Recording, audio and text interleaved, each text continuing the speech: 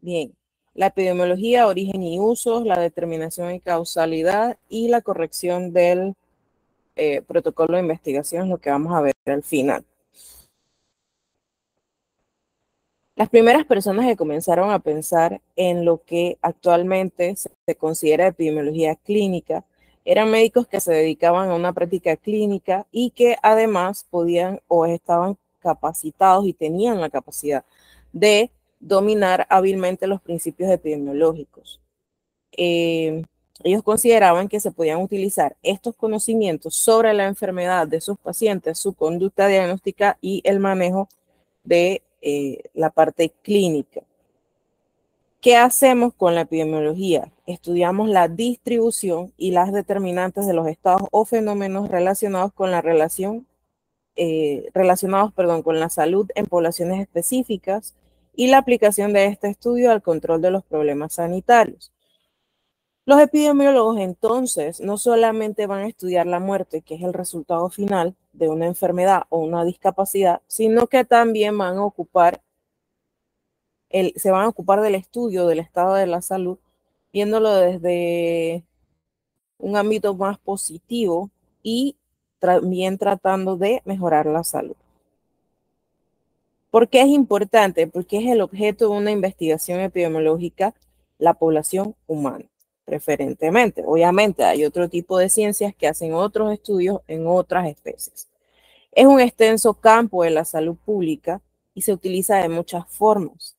Los primeros estudios epidemiológicos trataban sobre la causa de las enfermedades de transmisión. De hecho, si se remontan un poquito a la historia, el señor John Snow se considera un personaje muy importante en la epidemiología con su trabajo sobre el cólera, que era una enfermedad transmisible. Y él decía que era agua contaminada en una población en específico, en años específicos. Entonces, la epidemiología es una ciencia médica básica cuyo objetivo es poder mejorar la salud de la población. ¿Por qué? Porque yo estudio, analizo, emito resultados y en base a estos resultados entonces doy recomendaciones de prevención primaria y de educación para la salud en esta población o en instituciones. Entonces vamos a estudiar la evolución y la historia natural de las enfermedades, ya sea individualmente o en grupos, y vamos a dar un fuerte apoyo tanto a la medicina preventiva como a la medicina clínica. Vamos a aplicar principios y métodos epidemiológicos para los problemas individuales de los pacientes y a menudo la utilizaremos para describir el estado de salud de los grupos de población. En su evolución histórica, pues en el 2000 a.C., en el papiro de Eber se menciona no la epidemiología como tal, sino las causas, la causalidad de una enfermedad, en este caso una fiebre pestilente, que asumimos hoy por las características descritas en este papiro, que era malaria, y que asolaron a la población que vivía en los alrededores del Nilo. Entonces recordemos que la malaria es transmitida por un vector, en este caso un mosquito, y al estas personas vivir cerca de las costas del Nilo, pues recordemos que ellos cultivaban arroz y otras cosas donde había suelo fangoso o lleno de agua. Hacia el 430 a.C., en la plaga de Atenas, que fue una enfermedad que asoló la ciudad durante la guerra del Peloponeso, por primera vez el concepto de epidemiología entonces se origina creando su idea y es expresada por Hipócrates y sus estudiantes. Recordemos que la mayoría de las obras atribuidas a Hipócrates fueron en realidad obras salidas de la escuela de Hipócrates con la revisión o la vigilancia de Hipócrates. Hacia los siglos V y VI después de Cristo, durante el reinado del emperador Justiniano, hubo una terrible plaga que azotó al mundo y que recibió el nombre de epidemia. En 1546, Girolamo Fracastoro publicó en Venecia el libro de Contagione e Contagius Morbis et Aeron Curatione, en donde por primera vez se describe todas las enfermedades que hasta ese momento se clasificaban como contagiosas. En 1580, el médico francés Guillaume de Bailou publicó el libro Epidemiorum, que en español significa sobre las epidemias. En 1598 se publica el libro de epidemiología por Quinto Tiberio Angelerio en Madrid. En el siglo XIX empezó a ser relativamente frecuente que se midiera la distribución de las enfermedades en grupos específicos de la población. En 1854, aquí hablamos otra vez de John Snow, quien realizó un trabajo de investigación sobre el riesgo de cólera en Londres y es el considerado padre de la epidemiología. Hacia 1964, Dole, Hill y colaboradores estudiaron la relación entre el tabaco y el cáncer de pulmón. Entonces podemos ver que el tabaquismo no es algo que vamos a investigar nosotros durante esta asignatura, sino que ya también otras personas han tratado de analizar este tipo de enfermedad social. ¿En dónde yo puedo aplicar la epidemiología? En muchas cosas, porque voy a hablar sobre causas. ¿Qué hace que una persona sana se convierta en una persona enferma? En historia natural, cómo esa enfermedad va haciendo mella en esa persona hasta que ocasiona una enfermedad, una recuperación y en algunas ocasiones la muerte. La descripción del estado de salud de la población, si están enfermos, si están sanos, y la valoración de la intervención, como la prevención, la promoción y otras medidas de salud pública pueden evitar o pueden aminorar los casos de enfermedad. Vamos a definir otros conceptos. Vamos a ver acá un caso clínico sobre causalidad. Ciani, si puedes leer la primera parte del caso clínico, por favor.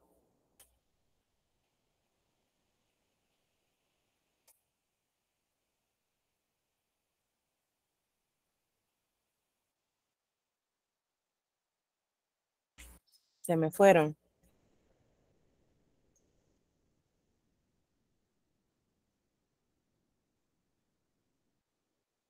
Yo voy a leerlo, profesora. Hace algunos años, varios estudiantes de medicina presentaron un estudio sobre la relación entre el hábito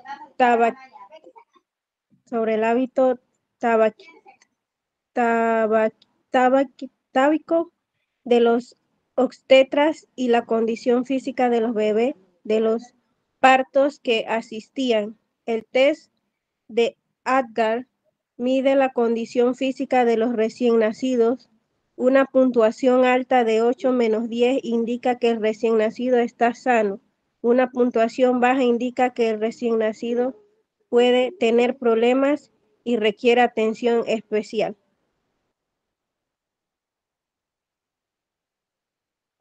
El estudio sugirió que el tabaquismo de los obstetras, por supuesto, no en el momento del parto, producía un efecto adverso en el test ADCAR de los recién nacidos.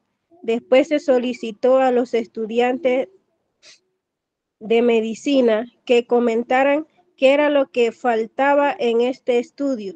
Tras muchas sugerencias, alguien dijo finalmente que la conclusión no tenía sentido. Se reconoció que, aunque el estudio era real, la exposición y la enfermedad se habían modificado para la presentación. En lugar de comparar los hábitos tábicos de los obstetras con el test de Apgar de los recién nacidos. El estudio publicado en 1843 por Oliver Wendell Holmes, en aquella época profesor de anatomía y fisiología y más tarde decano de la Facultad de Medicina de Harvard, relacionaba los hábitos de los obstetras de lavarse las manos y la posterior sepsis puerperal de las madres. Las observaciones realizadas por Colmes concluyeron que la afección conocida como fiebre puerperal es contagiosa, ya que los médicos y enfermeras suelen transmitirla de unos pacientes a otros. A mediados del siglo XXI surgió una respuesta a la afirmación de Olmes sobre que el hecho de no lavarse las manos provocaba fiebre puerperal, muy parecida a los de los estudiantes de medicina. El resultado no tenía sentido. Prefirió atribuirlos los casos de sepsis puerperal a la casualidad o a la providencia de la que puede forjarme una idea, y no al contagio del que no pudo hacerme una idea clara, por lo menos respecto a esta enfermedad. En concreto, dijo el doctor Charles D. Mays, profesor de obstetricia y enfermedades de la mujer e infantiles en la Gerson Medical College. Excelente, muchas gracias. Si ven cómo alguien quiso en un inicio, estudiantes de hecho, presentar un estudio tratando de relacionar el Apgar de un bebé recién nacido, o sea, la condición física de un bebé recién nacido, con el hecho de que el obstetra fumara. Ahora bien, si fuese que el ginecobstetra estuviese fumando durante la consulta médica en aquel tiempo y que la madre estuviese expuesta de segunda mano al humo de cigarrillo, podríamos ver algunas alteraciones parecidas a las alteraciones que presentan los recién nacidos de mamás que consumen tabaco durante el embarazo. El asunto de la sepsis puerperal, la transmisión más que nada pues depende de muchas cosas, no solamente del tabaquismo, sí, del lavado de manos, pero no de otras cosas. Y en realidad la fiebre puerperal no es que sea contagiosa del todo, de hecho hay varias causas para ello. Y de eso se trata la causalidad. Causa no es más que algo que tiene un efecto o un resultado. En el área de la salud, una causa pueden también denotarse como etiología, patogénesis, mecanismo, todo lo que origina un efecto. Una relación causal no es más que la existencia entre dos categorías de eventos en la cual se observa un camino en la frecuencia o en la cualidad de uno que siga la alteración del otro. O sea, hay una relación de A y B.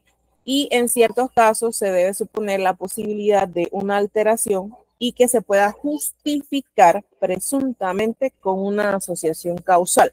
El hecho de que si fumo el bebé va a nacer mal, o que si me lavo las manos el bebé va a nacer mal, o si me lavo las manos y va a haber sepsis puerperal. Son cuestiones que de repente pueden suceder en el mismo momento. Puede haber una interacción, pero no una relación como tal. Y eso se demuestra con la investigación.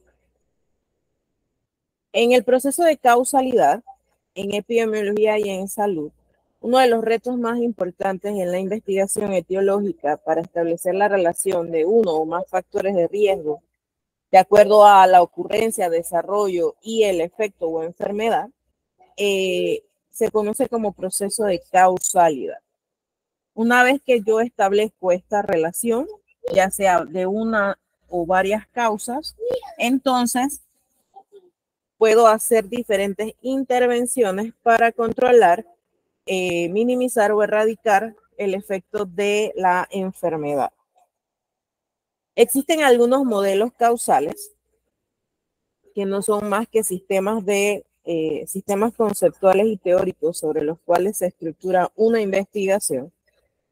Y mediante estos, entonces, es que yo voy a abordar ciertos aspectos epidemiológicos. Según Hume, tenemos dos maneras de denotar la causalidad en la epidemiología. Que un objeto A va junto a un objeto B, o que ocurre primero A. Si el objeto A no ocurre, el segundo no puede ocurrir. O sea que va uno por delante del otro. Si no se da el A, no sale el B, por ejemplo. Si A sigue a B, entonces la causalidad establece una relación necesaria y unívoca entre fenómenos. lo que indica que es necesario para que ocurra un fenómeno que el otro esté presente. Esa es la clásica noción de la historia natural de la enfermedad, donde se explica todo fundamentado respecto a que vayan las dos de la mano, ¿no? En el segundo caso, donde que si no se da A, no se da B, entonces la causalidad denota regularidades accidentales de sucesión y por tanto suficiencia o probabilidad. Eso es un fundamento central de muchos análisis estadísticos característicos de la epidemiología. Entonces, la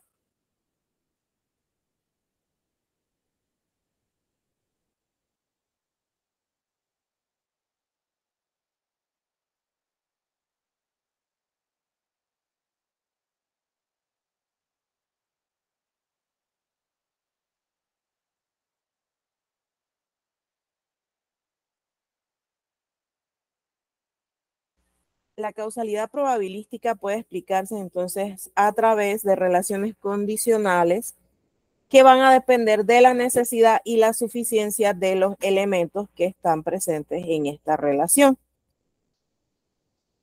Así entonces podemos explicarlo de estas relaciones de causalidad de distintas maneras. Que A entonces B y B entonces A. Es una relación necesaria y suficiente, como si fuesen la misma cosa. Una relación donde A entonces B o no, y B entonces A, donde de repente puede ser una relación necesaria pero no suficiente. O sea, no importa si B está o no está porque A siempre va a estar. Donde A es B, pero B puede o no puede ser A. No necesito tener una relación, pero es suficiente. O sea, B no necesita que exista A porque él puede estar. Y el último ejemplo de relación, entonces, es cuando A puede estar indistintamente si está o no está B, y B puede estar indistintamente si está A o no está A. O sea, es una relación no necesaria y no suficiente. Cualquiera de los dos puede seguir su curso natural, exista o no exista el otro. En cuanto a causalidad y asociación, es el enfoque de una enfermedad o evento epidemiológico, generalmente de naturaleza multicausal. No se pretende que una enfermedad pueda tener solamente una causa, lo que les mencionaba de la sepsis puerperal. No necesariamente es una sola causa, pueden ser varias causas y no necesariamente son la misma causa en todas las mujeres. Simplemente que para facilitar el estudio de la causalidad y la asociación se habla de una causa investigada. El último término de la clase sería determinación. La determinación es una categoría explicativa de los procesos sociales que giran en torno a los procesos de salud, enfermedad, atención y muerte, y surge de la necesidad de esa visión reduccionista sobre el origen de las enfermedades y que tiene como característica que la realidad compleja se limita a expresiones sistémicas y el supuesto empirista, o sea, algo que no se ha comprobado todavía. Es una categoría central en la explicación del proceso salud-enfermedad. Un planteamiento básico es que, en última instancia, las condiciones materiales de existencia determinan la distribución desigual de la salud de enfermedad en los grupos humanos. Entonces, los determinantes de salud, que fue un término utilizado por primera vez por Thomas McCune, puede explicar la disminución de la mortalidad infantil en Inglaterra y Gales durante el siglo XIX. Ahora, ese es un ejemplo de tantos, ¿no? Posteriormente, McCune dice que las condiciones sociales son las causas fundamentales de la enfermedad, puesto que el mejoramiento de la salud que experimentó la sociedad durante este periodo estudiado se debe más a las mejoras de la condición económica que a los avances en la medicina o a las intervenciones en salud pública. Entonces podemos ver que la determinación de la causalidad o la determinación en epidemiología no solamente depende de lo que yo puedo hacer por el paciente, sino si el paciente tiene acceso o no a la salud y a los tratamientos, obviamente. Bien, esos son dos conceptos que tenemos.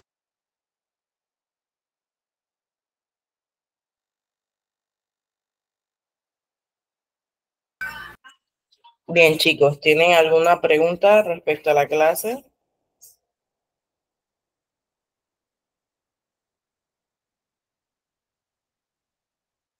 Hasta el momento no, profesora.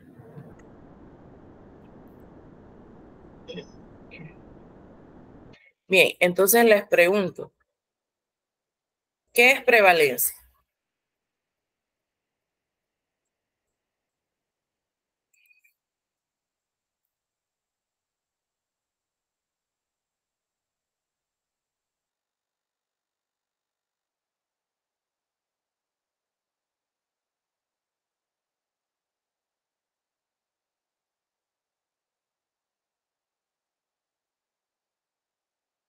Pienso yo a título personal que es como, es como un ejemplo, un grupo específico que tenga algún tipo de enfermedad. ¿Alguien más? Bueno, profesora. Es una medida del número total de personas.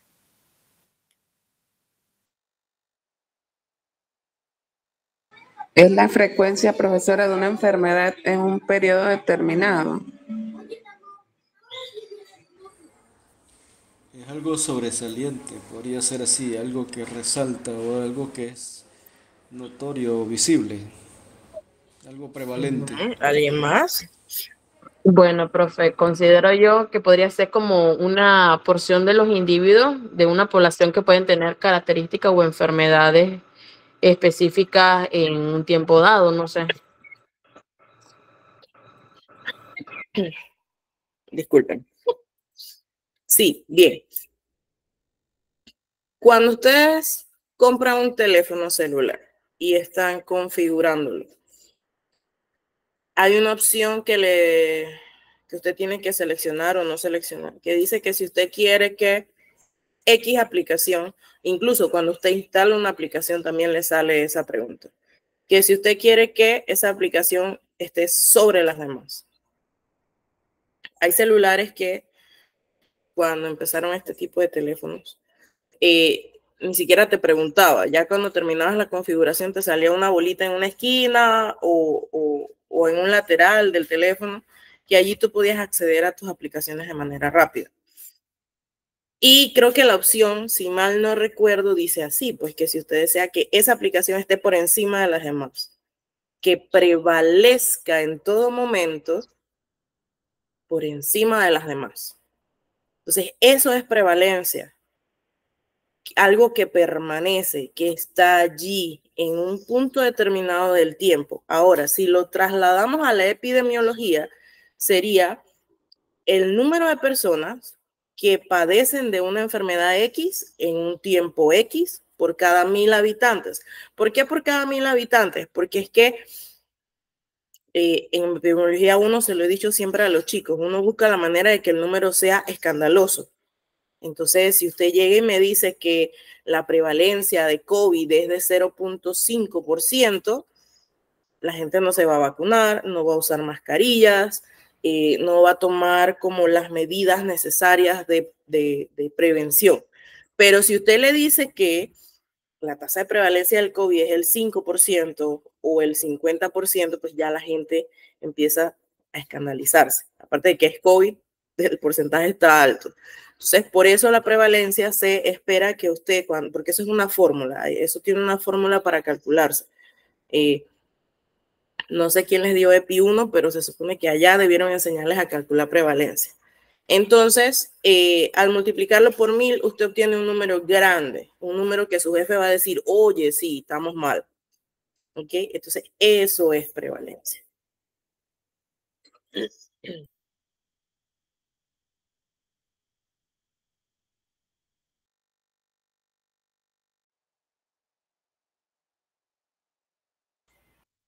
Bien, chicos. ¿Preguntas?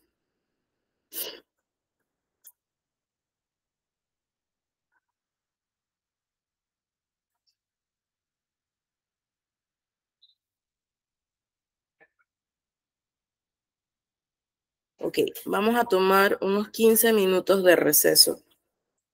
Y Son las 8:35.